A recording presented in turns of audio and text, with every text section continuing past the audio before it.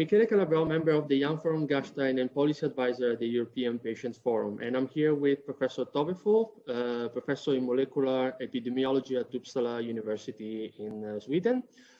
Professor Fall was one of the key speakers during the session Unlocking the Potential of Data in Light of Early Lessons from COVID-19, organized by the European Center for Disease Prevention and Control during the European Health Forum Gastein 2020. Thanks, Tove, for joining us. And I would actually like to go to the first question already. Talking about the importance of data, you have presented a very specific experience in Sweden for a COVID-19 monitoring app. Could you please give us a quick overview about it and also elaborate eventually on the utilization of the app data, in particular to help decision makers to formulate targeted interventions and so on? Thank you so much, and thank you for the invitation to do this interview. So I'm one of the PIs of the COVID symptom study Sweden, which is an app-based research study, and we were lucky to be able to collaborate with colleagues at King's College London and the company Zoe Global Limited in the UK, who had already developed the app. So what we did is that we acquired all the permissions from Swedish ethical board, and then we launched this app in the end of April. And there was a huge interest to participate in the app. So since then we have almost 200,000 participants, which is quite a lot because Sweden only have 10 million inhabitants. And what we ask our participants for is that every day they should answer a short health survey and also report whether they had any testing done. And we get the data already the day after and can use it to predict the infection rates in different areas of Sweden. So it's not an app that traces your movement or anything. It just, you're asked about your zip code, your postal code area, and that's how we know where the participants live. Thanks a lot for the overview. It is quite a great achievement, also the numbers that you reached so far. And with the second question, are there any plans for further increasing the uptake at national level? And you mentioned that the app has already, let's say, an international dimension. What could we learn from it? Because indeed it's a bit of a different app from others that we've seen in other countries. What can we learn from it at the European level? I think the international collaboration is really key. And I just came off a big meeting with colleagues from the US and UK. Everyone is working on their different angles of this data set, and we're using it to really derive the best prediction models. And different countries, they have different benefits with like what other data we can add.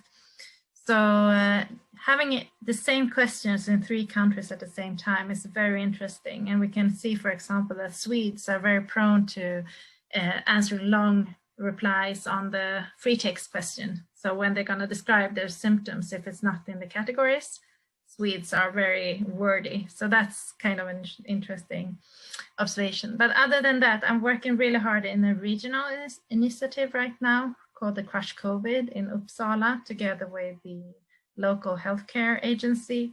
And here we try to combine the symptom data together with sewage data, with the nurses hotline, the phone line data, and also with healthcare data.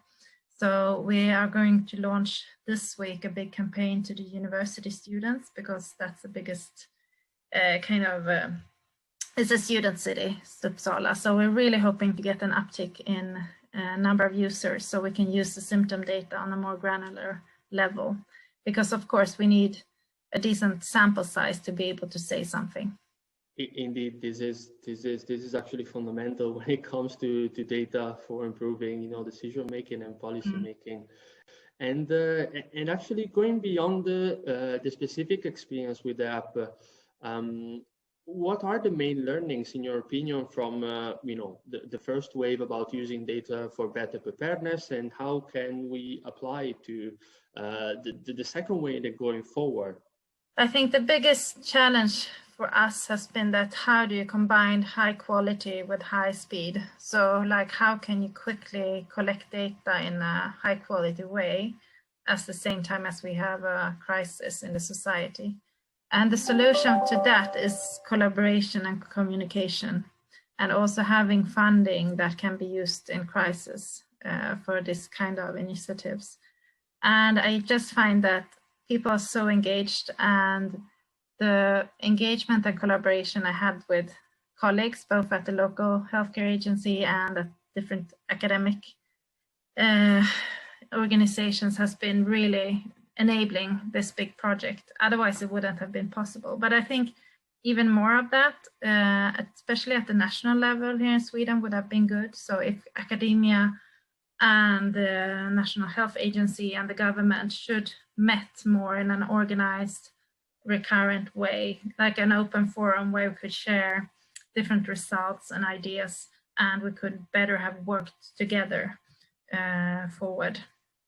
I think that would be something that we need for the next wave. That's perfect. So indeed, collaboration and coordination, it's fundamental in data as in all other areas of health systems and COVID basically. And actually, this takes me to the last question.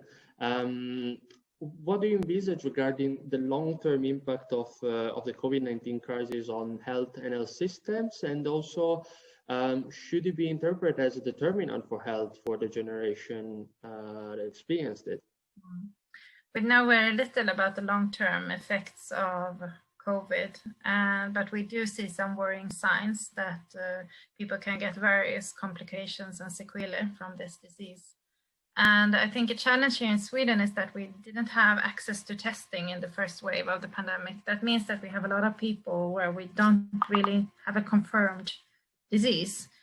So that's one really important reason why we need the testing to be there, so people can know if this specific symptom is caused by COVID. But we'll see, and we don't know so much about reinfections either. So we'll see. We need to collect good data so we can do good science, and hope for the best, but prepare that there will be a lot of issues rising from complications to COVID. Thanks a lot. Good data for good science. I think it's a pretty good way to close this interview. Thanks again, Tove, for joining us, and thanks again also for your intervention during the Gastein Forum.